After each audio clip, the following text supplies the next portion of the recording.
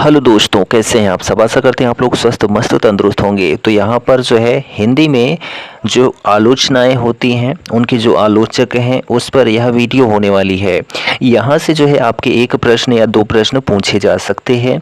तो आपको यह वीडियो ज़रूर देखना चाहिए और पूरा देखना चाहिए। इसके पहले के जो वीडियो थे, चाहे उपन्यास का हो गया, कहानी का हो गया, निबंध का हो गया, उसको आपने नहीं देखा तो जाकर देख लीजिए। तो चलिए आलोचना जो है और उनके जो आलोचक हैं उनका वीडियो शुरू करते हैं।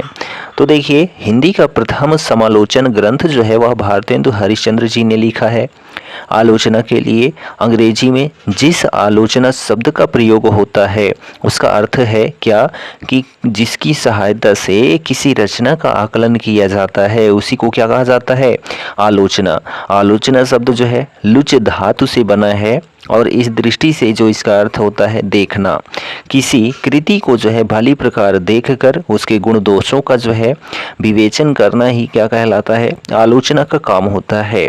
हिंदी में रामचंद्र शुक्ल जी को जो है सर्वश्रेष्ठ आलोचक माना जाता है। किनको? तो रामचंद्र शुक्ल जी को। ठीक, तो चलिए देखते हैं प्रमुख आलोचना और उनके आलोचक। शिव सिंह सरोज जो आलोचना है यह किनकी है? तो शिव सिंह सिंगर की रचना है। बिहारी सतसई की भूमिका जो है इम्पोर्टेंट रचना है, किनकी है? तो पद्म सिंह शर्मा जी की रचना है। देव और बिहारी, ठीक है, तो देव और बिहारी किनकी है? तो कृष्ण बिहारी मिश्र जी की रचना है। तो नेक्स्ट पॉइंट है कि सिद्धांत और अध्ययन काव्य के रूप नवरस, तो मोस्ट इम्पॉर्टेंट है नवरस। और जो सिद्धांत और अध्ययन है यह भी इम्पॉर्टेंट है, काव्य के रूप भी इम्पॉर्टेंट है। किनकी है? तो बाबू गुलाब राय जी की आलोचनाएं हैं। ठीक, नेक्स्ट पॉइंट है कि साहित्यालोचन मोस्ट इम्पॉर्टेंट है। रूपक रहस्य मोस्ट इम्पॉर्टेंट है।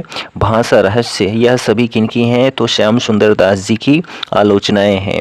ठीक, काव्य में रहस्यवाद रस मीमांसा मोस्ट इम्पोर्टेंट है। गोस्वामी तुलसीदास भ्रमर गीत सार जायसी ग्रंथावली की भूमिका, ये सभी रचनाएं जो हैं रामचंद्र शुक्ल जी की रचनाएं हैं। रविंद्र कविता कानन पंत और पल्लव यह जो है सूर्यकांत त्रिपाठी निराला की रचना है। ठीक, गद्य पथ, ठीक है, गद्य पथ शिल्प और दर्शन छायावाद पुनर्मूल्यांकन किनकी है? तो पणजी की रचना है। लेख समालोचना जो है रामकुमार वर्मा जी की रचना है। नया साहित्य नए प्रश्न प्रकीर्णिका कवि निराला, तो नए साहित्य नया प्रश्न जो है यह किनकी है? तो नंद दुलारी बाजपेयी जी की है, जो कि इम्पोर्टेंट रचना है। ठीक, कबीर इम्पोर्टेंट है। शूर साहित्य मोस्ट इम्पॉर्टेंट है। हिंदी साहित्य की भूमिका मोस्ट इम्पॉर्टेंट है। हिंदी साहित्य का आदिकाल यह भी इम्पॉर्टेंट है, किनकी है? तो हजारी प्रसाद द्विवेदी जी की रचना है। ठीक, नई कविता सीमाएं और संभावनाएं किनकी हैं? तो गिरिजा कुमार माथुर की हैं।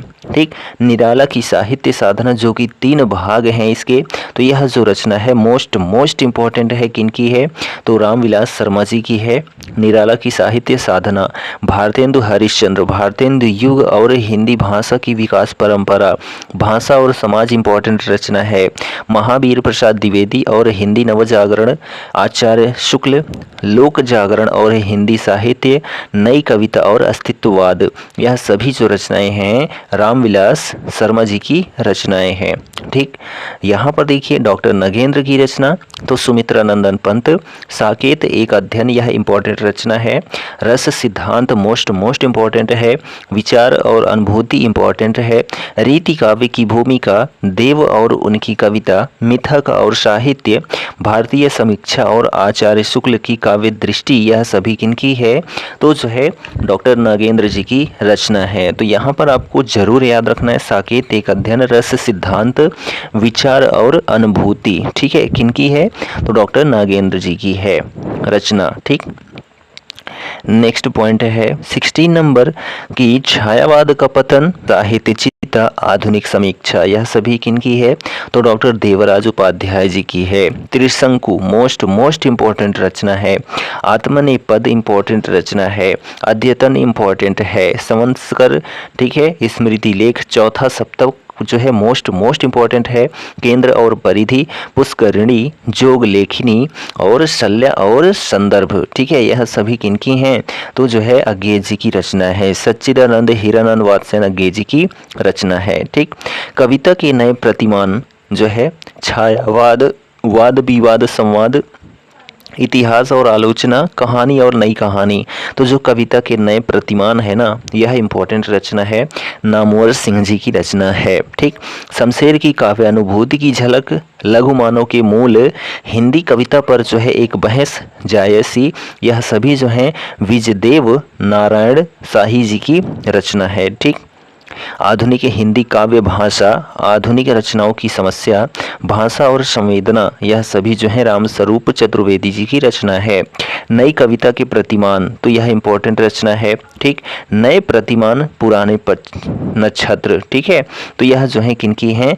तो यह जो है लक्ष्मीकांत वर्मा जी की रचना है। तो नए कविता के प्रतिमान जो है ना मोस्ट इम्पोर्टेंट रचना है, इसको जरूर याद रखें। ठीक, नेक्स्ट पॉइंट है कि नई कविता स्वरूप और समस्याएं किनकी हैं? तो जगदीश गुप्त जी की हैं। मानव मूल्य और साहित्य किनकी हैं?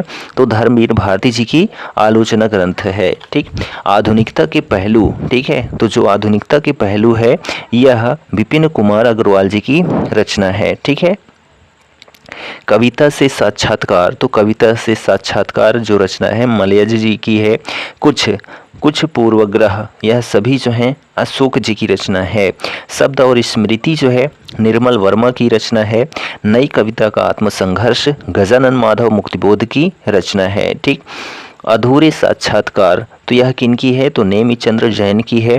प्रगतिवाद, हिंदी साहित्य के 80 वर्ष जो हैं, यह मोस्ट इम्पॉर्टेंट रचना है। साहित्यानुशीलन, साहित्य की परख इम्पॉर्टेंट रचना है, किनकी है? तो शिवदान सिंह चौहान जी की रचना है। ठीक, नेक्स्ट और लास्ट पॉइंट है हिंदी आलोचना के बीज शब्द, साहित्य का समाज शास्त्र और रूपवाद, आधुनिक हिंदी साहित्य का इतिहास, यह सभी जो हैं डॉक्टर बच्चन सिंह जी की रचनाएं हैं, आलोचनाएं हैं। तो यहाँ पर जो हमारा वीडियो था यह आलोचना और उनके आलोचक था। ठीक है, जो कि यूपी बोर्ड क्लास 12 के लिए स्पेशल था, कॉम्पिटिटिव एग्ज़ाम के लिए तो स्पेशल था ही। ठीक है, अदर क्लास जैसे कि 9th 10th और 11th 12th के लिए थोड़ा बहुत स्पेशल था और ऐसे नहीं था। ठीक, तो यह वीडियो आपको कैसा लगा कमेंट करके ज़रूर बताइए, और यदि हमारे चैनल पर नए हैं तो चैनल को सब्सक्राइब कर लीजिए। हम मिलते हैं नेक्स्ट वीडियो में, तब तक के लिए जय हिंद, goodbye and take care.